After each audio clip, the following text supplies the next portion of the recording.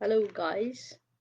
I think I am already live, so I already have written what I'm going to talk about today. So today's topic is gonna be the topic uh, of reading a book. So we don't like reading books. No one does. I don't know why, but not many people enjoy reading books as I enjoy them. I enjoy reading books from the core of my heart. I love reading books. I don't know when I started reading books. Maybe from a very very early age I started that habit of reading books. So when I started reading books, it gives me immense pleasure. I think I cannot even describe how peaceful I feel when I read a book, because in the book I can be in the book, I can be the character, I can be whatever character are doing, I can do them, I can feel their feelings, I can actually be in the character and be at the moment. I mean, in that point of their life, I can be there and I can be that very person. So it's like living a life in another world, a world of a novel or world of a book or world of that character. It's amazing. So it gives me immense pleasure. So, but not many people understand that. So we don't read books a lot.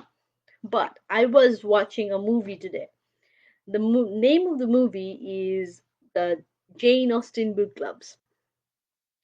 I mean, Jane Austen, she was a writer in 1800. I mean, she was born in around 1780. I just have to look for it. I mean, when he was born, but I'm pretty sure it was 70. Oh, she was born in 1775, and she died very early age. She died in 41 years old, when she was 41 years old, 1841. 1817 she died. I actually feel so bad when I saw that she died a long time. I mean, she couldn't live so many years. I actually regretted that because she wrote only six novels, and those six novels were amazing novels and amazing stories. Every novel actually impersonates the feminism. So it's, you can imagine how why I love them in the first place. So today I will start very first thing about my book club.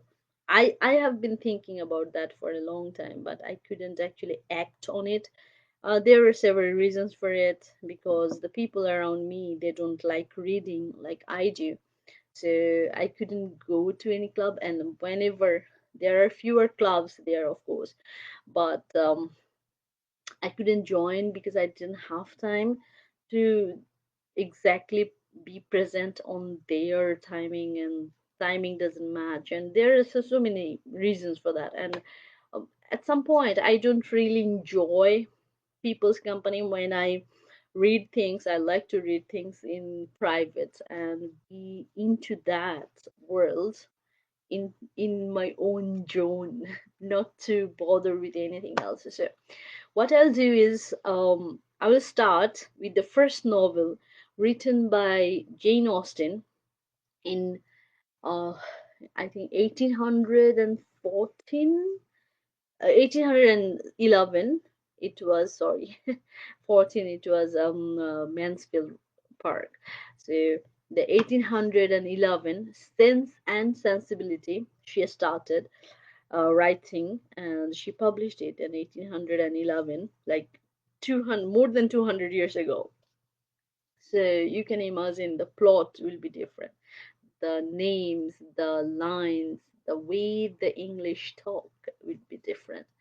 So today I'm gonna start my book club, my virtual book club, and I will try to post it every day, which is maybe sometimes will not be possible, but I will try to do it. I will be on live like around this time, around 3:30 in the morning, because now is the free time. I don't have anything to do now, so other than sleeping, other than going to sleep. So I will go to sleep after this. Today I will read one page. I'll try to read one page or two paragraphs or as much as I can read from Sense and Sensibility. So I will start now. I hope you enjoy as I enjoy it. Okay? So the first line, the family. Family is very important. So start hearing it, okay? I'm gonna read it now. Okay, start. The family of Dashwood had been long settled in Sussex. Their estate was large, and their residence was at Norland Park, in the centre of their property, where for many generations they had lived in so respectable a manner as to engage the general good opinion of their surrounding acquaintance. That's one sentence, you know. So it's a very long sentence. I'll continue. Don't don't mind. The late owner of this estate was a single man who lived to a very advanced age, and who, for many years of his life, had constant companion and a housekeeper in his sister. But her death was happened 10 years before his own, produced a great alteration in his home, for to supply her loss he invited and received into his house the family of his nephew, Mr. Henry Dashwood, the legal inheritor of the Norland estate, and the person to whom he intends to bequeath in it. In the society of his nephew and niece and their children, the old gentleman's days were comfortably spent. His attachment to them all increased. The constant attention of Mr. and Mrs. Henry Dashwood to his wishes, which proceeded not merely from interest but from goodness of heart, gave him every degree of solid comfort which his eyes could receive, and the cheerfulness of children added a relish to his existence. Oh, it's very, this is the first paragraph of the Sense and Sensibility, and it is really, really beautifully put. There are only few sentences, like three, four sentences in this paragraph, but all the sentences are in compound sentences. It's very long, complex sentences. There are a few words which we could not understand in the first place, but I hope you'd like it. I'll post a picture of the page which I will read, and then let you know that what I have read. I hope you will read it. You will continue reading it. So the second paragraph I'm starting. By a former marriage, Mr. Henry Dashwood had one son. By his present lady, three daughters. The son, a steady, respectable young man, was amply provided for by the fortune of his mother, which had been large, and half of which developed on him on his coming of age. By his own marriage, likewise, which happened some afterwards, he added to his wealth.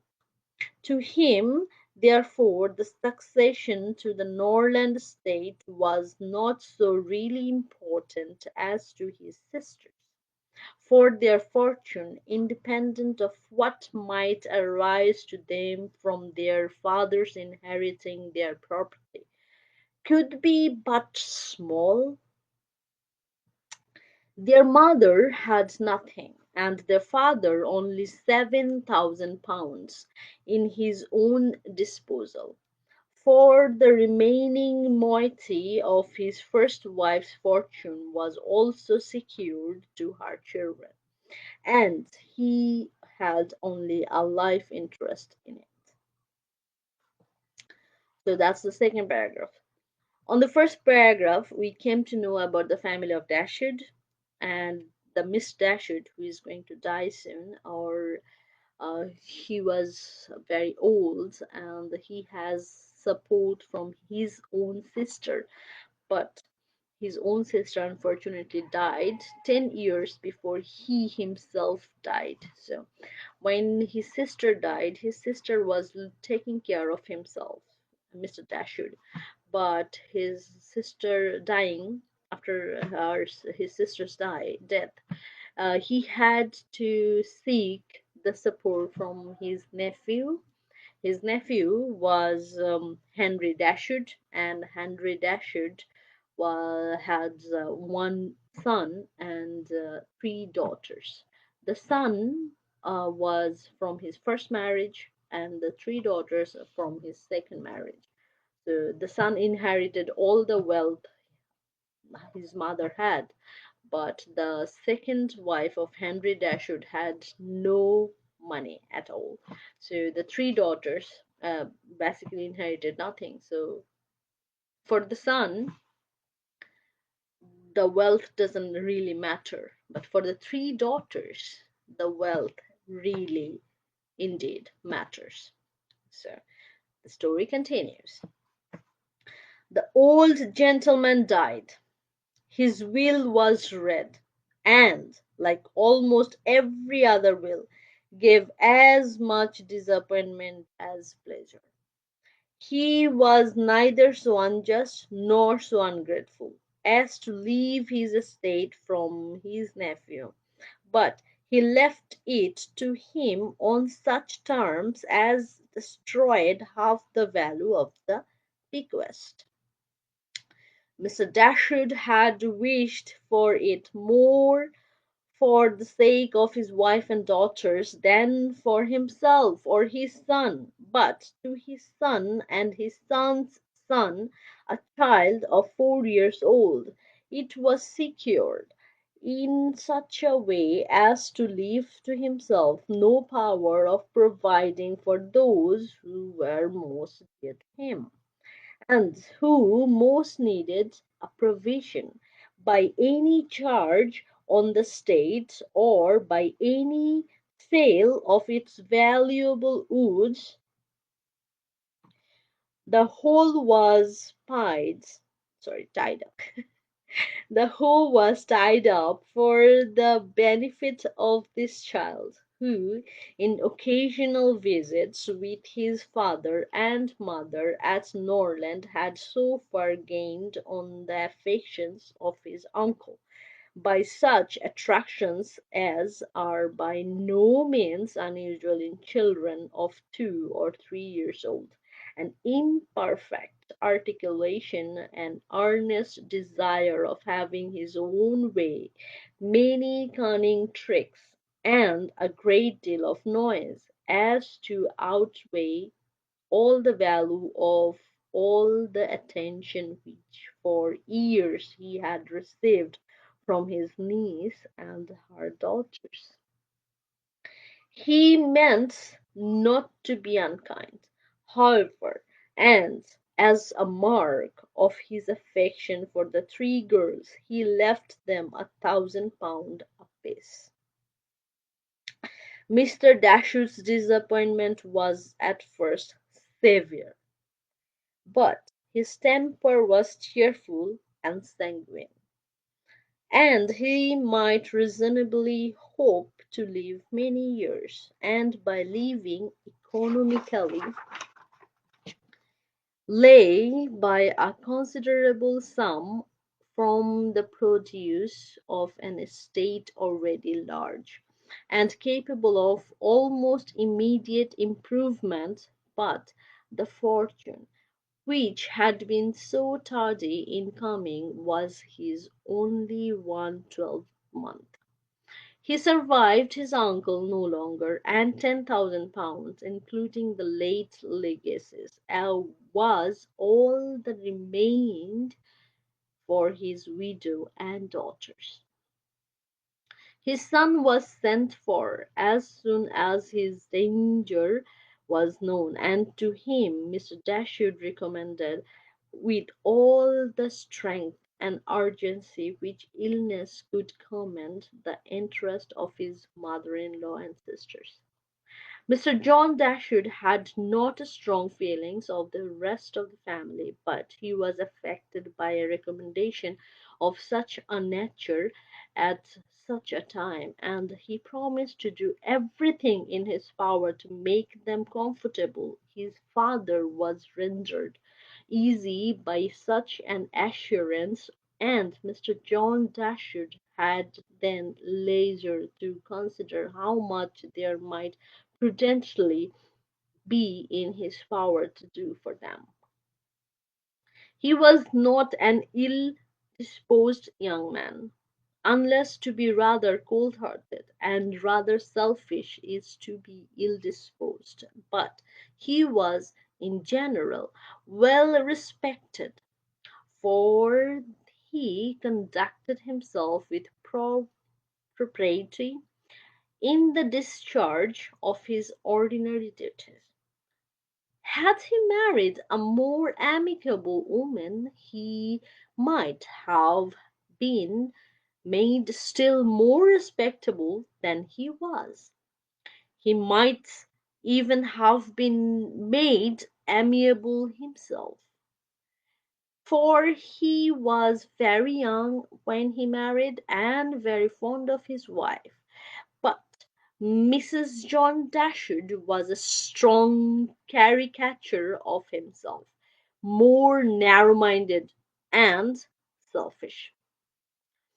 When he gave his promise to his father, he meditated within himself to increase the fortunes of his sisters by the present of £1,000 apiece. He then really thought himself equal to it. The prospect of 4,000 a year in addition to his present income, besides the remaining half of his own mother's fortune, warmed his heart and made him feel capable of generosity. Yes, he would give them £3,000. It would be liberal and handsome. It would be enough to make them completely easy. £3,000. He could spare so considerable a sum with little convenience. He thought of it all day long, and for many days successively, and he did not repent. No sooner was his father's funeral over than Mrs. John Dashwood, without sending any notice of her intention to her mother-in-law, arrived with her child and their attendants. No one could dispute her right to come. The house was her husband's from the moment of his father's decease. But the indelicacy, oh wow, it's a very beautiful word, indelicacy, of her conduct was so much the greater, and to a woman in Mrs. Dashwood's situation, with only common feelings, must have been highly unpleasing. But in her mind there was a sense of honor so keen, a generosity so romantic, that any offence of that kind, by whomsoever given or received, was to her a source of immovable disgust. Mrs. John Dashwood was never been a favorite of any of her husband's family, but she had had no opportunity till the present of showing them with how little attention to the comfort of other people she could act when occasion required it. So, a spoiler alert: she is a I mean, not villain, but she is the pin. I mean, which actually made things a little bit twisted. So she's a character. So accurately, did Mrs. Dashwood feel this ungracious behavior, and so earnestly did she despise her daughter-in-law for it, that, on the arrival of the latter, she would have quitted the house for ever. Had not the entreaty of her eldest girl induced her first to reflect on the propriety of going, and her own rendered love for all her three children determined her afterwards to stay, and for their sakes avoid a breach with their brother. Elinor, this eldest daughter, whose advice was so effectual, possessed a strength of understanding and coolness of judgment, which qualified her, though only 19, to be the counsellor of her mother, and enabled her frequently to counteract, to the advantage of them all, the eagerness of mind in Mrs. Dashwood which must generally have led to imprudence. She had an excellent heart, her disposition was affectionate, and her feelings were strong, but she knew how to govern them. It was a knowledge which her mother had yet to learn, and which one of her sisters had resolved never to be taught. Marianne's abilities were in many respects quite equal to Elinor's. So Marianne is the second daughter. She was sensible and clever, but eager in everything. Her sorrows, her joys could have no moderation. She was generous, amiable, interesting. She was everything but prudent. The resemblance between her and her mother was strikingly great. I mean, they both quite similar. Elinor saw with concern the excess of her sister's sensibility, but by Mrs. Dashwood it was valued and cherished.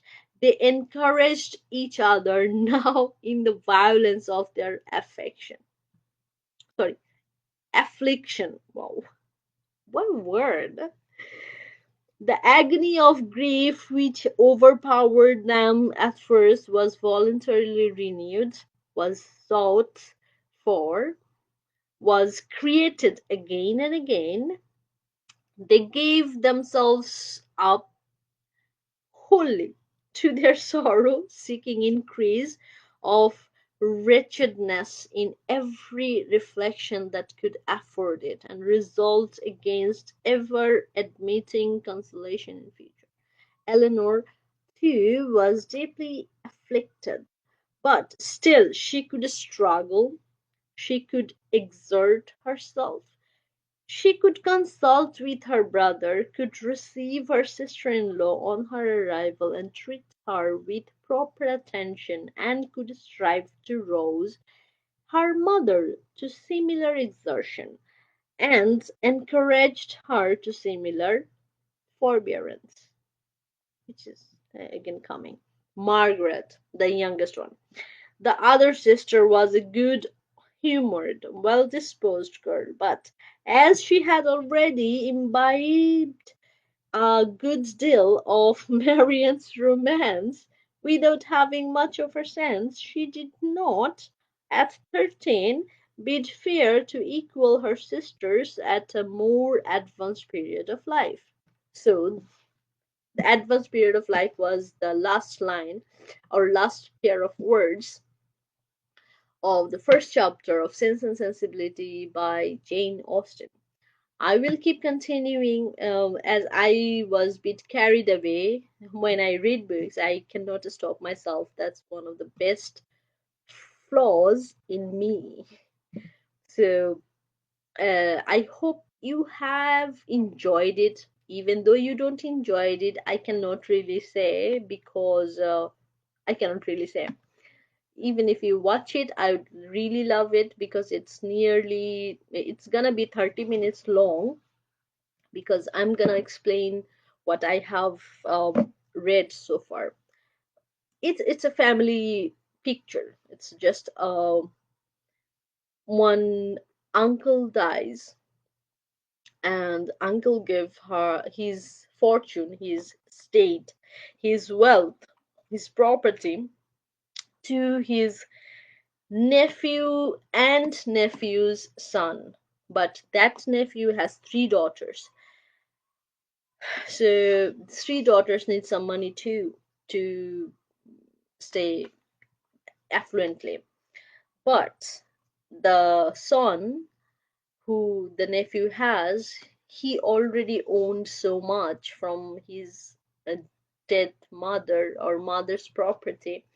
So he didn't really need anything, but yet it is a man led society. It was a man led society indeed. So the man thought it would be better used, better distributed if the wealth goes to a man. So you can sense the sensibility here has nothing. So we will continue with the sense and sensibility, and we will try to understand what actually happened, what's actually happening, and you can imagine what you can imagine, or you, if you want to, because John Dashwood is really a dashing person, so you can imagine that as well. I hope you will maybe you will not like it, or maybe you will like it, or you would love to join me.